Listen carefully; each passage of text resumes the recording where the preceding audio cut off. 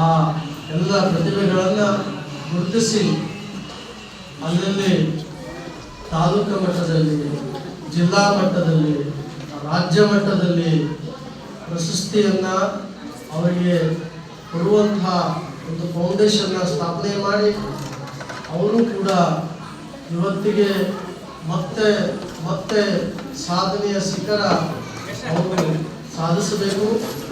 ಸಾಧನೆ ಅನ್ನುವಂಥದ್ದು ಬಹಳಷ್ಟು ಮನುಷ್ಯನಿಗೆ ಮುಖ್ಯವಾಗಿ ಬರತಕ್ಕಂಥದ್ದಾಗಿದೆ.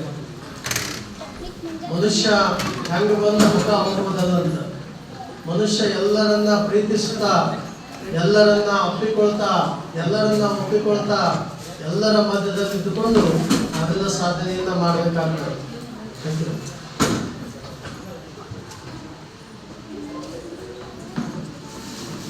ಯಾಕಂತಂದ್ರೆ ನಾವೆಲ್ಲ ಹೆಂಗ್ ಬದುಕಾಕತ್ತೀವಿ ಅಂತಂದ್ರೆ ಮನುಷ್ಯನಿಗೆ ಒಟ್ಟೆ ಸಮಾಧಾನ ಇಲ್ಲ, ಒಟ್ಟಾದ ನೆಮ್ಮದಿ ಇಲ್ಲ. ನಾನು ನಾನು ನಾನು ಅಂತ ಹೇಳಿ ಬದುಕಾಕತ್ತೀವಿ. ನಂದೇ ನಡಿಬೇಕು, ನನ್ನಿಂದನೇ ಆಗ್ಬೇಕು ಅಂತ ಹೇಳಿ ಬದುಕಾಕತ್ತೀವಿ. ಅದರ ಮಧ್ಯದಲ್ಲಿ ನಂದೇನೂ ಇಲ್ಲ, ಎಲ್ಲ ಭಗವಂತಂದು. ನಾನು ಇಲ್ಲಿ ಬರೇ ಸೇವೆಯನ್ನ ಮಾಡ್ತಕ್ಕಂಥವ, ನಾನಿಲ್ಲೊಬ್ಬ ನಟ, ನಾನಿಲ್ಲೊಬ್ಬ ಸ್ವಾಮಿ, ನಾನಿಲ್ಲೊಬ್ಬ ಈ ಕಲಾವಿದ, ನಾನಿಲ್ಲೊಬ್ಬ ಸಾಹಿತಿ, ನಾನಿಲ್ಲೊಬ್ಬ ವಕೀಲ, ನಾನಿಲ್ಲೊಬ್ಬ ಲಾಯರ್, ನಾನಿಲ್ಲೊಬ್ಬ ಪೊಲೀಸ್, ನಾನಿಲ್ಲೊಬ್ಬ ಡಾಕ್ಟರ್, ನಾನಿಲ್ಲೊಬ್ಬ ಇನ್ನೊಂದು ರಂಗದಲ್ಲಿ ಸೇವೆ ಮಾಡ್ತಕ್ಕಂಥ ಸೇವಕ ಅಂತ ಹೇಳಿ ನಾವೆಲ್ಲ ಬಂದಿರ್ತಕ್ಕಂಥವ್ರು. ಆ ಪವಿತ್ರವಾಗಿರ್ತಕ್ಕಂಥ ವೃತ್ತಿಯಲ್ಲಿ ಅನೇಕವಾಗಿರ್ತಕ್ಕಂಥ ಬಹುದೊಡ್ಡದಾಗಿರ್ತಕ್ಕಂಥ ಸಾಧನೆಯನ್ನ ಮಾಡಬೇಕು. ಅಂಥ ಸಾಧನೆಯನ್ನ ಚಿತ್ರರಂಗದಲ್ಲಿದ್ದುಕೊಂಡು ಬಹಳಷ್ಟು ಎಲ್ಲ ಗುರುಗಳ ಆಶೀರ್ವಾದವನ್ನು ಪಡೆದಿರ್ತಕ್ಕಂಥ ಅವರ ತಂದೆಯವರಾಗಿರ್ತಕ್ಕಂಥ ಡಾಕ್ಟರ್ ರಾಜ್ಕುಮಾರ್ ಅವರ ಹೆಸರು ಕೀರ್ತಿಯನ್ನ ಆ ಸಣ್ಣ ವಯಸ್ಸಿನಲ್ಲಿ ನಾಡಿನಾದ್ಯಂತ ಬೆಳಗಿಸಿರ್ತಕ್ಕಂಥ ಒಬ್ಬ ವಿಶೇಷವಾಗಿರ್ತಕ್ಕಂಥ ಭಾರತ ರತ್ನ, ಕರ್ನಾಟಕ ರತ್ನ ಪ್ರಶಸ್ತಿಯನ್ನ ಪಡೆದಿರ್ತಕ್ಕಂಥ ಏಕೈಕ ಒಬ್ಬ ನಟ ಯಾರಾದರೂ ಸಾಧಕ ಇದ್ರೆ ಆತನೇ ಡಾಕ್ಟರ್ ಪುನೀತ್ ರಾಜ್ಕುಮಾರ್ ಅನ್ನುವಂಥದ್ದನ್ನ ನಾವೆಲ್ಲ ಅರ್ಥ ಮಾಡಿಕೊಳ್ಳಬೇಕಾಗ್ತದೆ. ಹಾಗಾಗಿ ಎಲ್ಲರನ್ನ ಪ್ರೀತಿಸ್ತಾ ಹೋಗ್ಬೇಕು. ಹೀಗೆ ಒಂದು ಹಳ್ಳಿಯಲ್ಲಿ ಒಂದು ಬಾವಿ ಇತ್ತು. ಬಾವಿ ಇರುವಂತಹ ಸಂದರ್ಭದಲ್ಲಿ ಬಹಳ ಹಳೆ ಬಾವಿ ಅದು. ಬ್ಯಾಸಗಿ ಕಾಲಕ್ಕೆ ಏನ್ ಮಾಡ್ತಾರೆ ನೀವೆಲ್ಲ, ಹಳೆ ಬಾವಿ ಇದ್ದಾಗ ಮಕ್ಕಳೆಲ್ಲ, ಸಣ್ಣ ಮಕ್ಕಳೆಲ್ಲ ಆಟ ಆಡಕ್ ಹೋಗ್ತಾರೆ. ಏನು, ಈಜ್ ಆಡಕ್ ಹೋಗ್ತಾರೆ. ಸ್ವಿಮ್ಮಿಂಗ್ ಪೂಲ್ ಹೋಗ್ತಿರಲ್ಲ ನೀವೆಲ್ಲ, ಸಿಟಿ ಜನ ಸ್ವಿಮ್ಮಿಂಗ್ ಪೂಲ್ಗೆ ಹೋಗ್ತೀರಿ.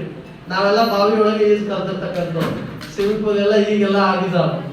ಹಾಗಾಗಿ ಅಲ್ಲಿ ಸ್ವಿಮ್ಮಿಂಗ್ ಪೂಲ್ ಯಾವ್ದು ಅಂತಂದ್ರೆ ಹಳ್ಳಿಗರಿಗೆ ಬಾವಿಲೇ ಸ್ವಿಮ್ಮಿಂಗ್ ಪೂಲ್ ಎಲ್ಲ ಬಹಳ ಚೆನ್ನಾಗಿರ್ತದೆ, ಹೋಗ್ಬೇಕು. ಬಾವಿಯ ದಂಡೆಯಲ್ಲಿ ಸುತ್ತ ಎಲ್ಲ ಚಲೋ ಗಿಡ ಮರಗಳು ಬೆಳೆದಿರ್ತಾವ. ಆ ಗಿಡ ಮರಗಳ ತಪ್ಪಲುಗಳ ಅದ್ರೊಳಗೆ ಬಿದ್ದಿರ್ತಾವ.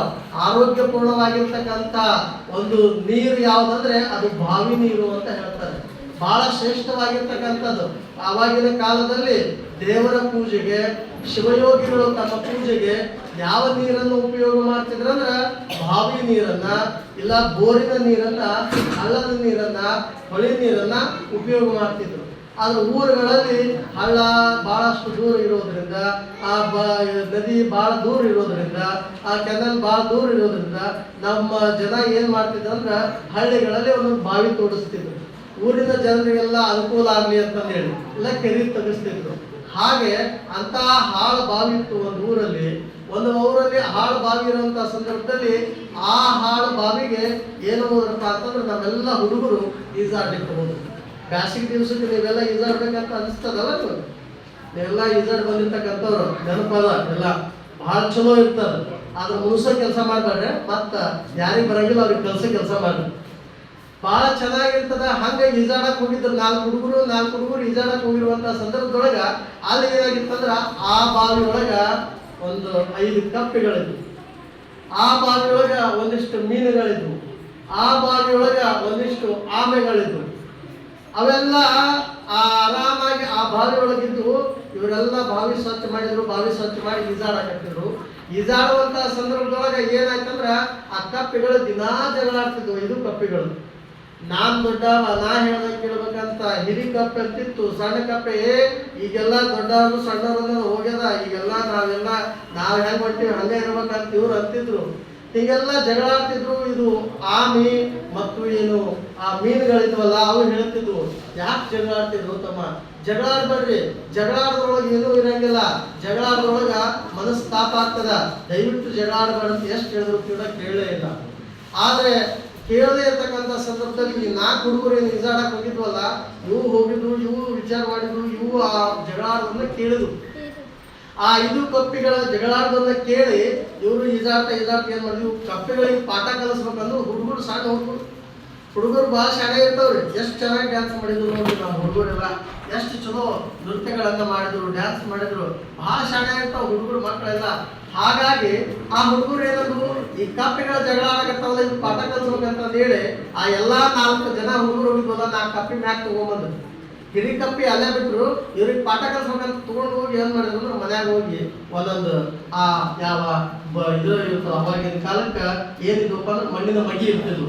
ಮಣ್ಣಿನ ಮಗಿ ಅಂತಿರಲ್ಲ, ಮಣ್ಣಿನ ಮಗಿ, ಮಣ್ಣಿನ ಆ ಯಾವ ಆ ಬೊಗಣಿ ಅಂತ ಆ ಮಣ್ಣಿನ ಒಳಗಿನ ಮಾಡ್ತಾರೆ, ಗಡಿಗೆ ಅಂತ ಇರ್ತಿದ್ವು. ಅದ್ರೊಳಗೆ ಹೋಗಿ ಹಾಕಿದ್ರು ಅವೆಲ್ಲ ಹಾಕಿದಾಗ ಮರದಿಂದ ಇವ್ರು ಈಜಾಡಕ್ ಬಂದ್ರು. ಈಜಾಡಕ್ ಬಂದಾಗ ಈ ಕಪ್, ಹಿರಿ ಕಪ್ ಏನಿತ್ತಲ್ಲ, ಇದು ಬಹಳ ಬೇಜಾರದಿಂದ ಕೂತಿರ್ತಿದ್ರು.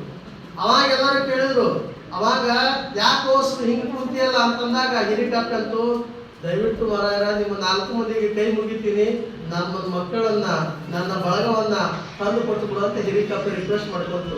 ನಾವ್ ಯಾವತ್ತೂ ಜಗಳ ಆಡಂಗಿಲ್ಲ, ಪ್ರೀತಿಯಿಂದ ಇರ್ತೀವಿ, ವಿಶ್ವಾಸದಿಂದ ಇರ್ತೀವಿ. ಇಷ್ಟು ದಿನ ಜಗಳಾಡಿ ಬಹಳ ನೋವಾಗ್ಯದ, ಅದಕ್ಕಾಗಿ ಇವತ್ತು ಒಂದು ದಿನ ಆಗ್ಲಿದ್ದಕ್ಕ ನನಗೆ ಎಷ್ಟು ತೊಂದರೆ ಆಗ್ಯದ, ಎಷ್ಟು ನೋವಾಗ್ಯದ ಅಂದ್ರ ಅದು ಹೇಳಬಾರ್ದು, ಅಷ್ಟು ನೋವಾಗ್ಯದ. ಅದಕ್ಕೆ ನಾವು ಒಗ್ಗಟ್ಟಿನಿಂದ ಇರ್ತೀವಿ, ಒಗ್ಗಟ್ಟಿನಲ್ಲಿ ಬಲ ಇದೆ ಅನ್ನುವಂಥದ್ದನ್ನ ತೋರಿಸಿಕೊಟ್ಟಂತ ಮಕ್ಕಳಿಗೆ ನಿಮಗೆ ಧನ್ಯವಾದಗಳು ಅನ್ನುವಂಥದ್ದನ್ನ ಆ ಹಿರಿ ಕಪ್ಪಿ ಹೇಳ್ತಾರೆ.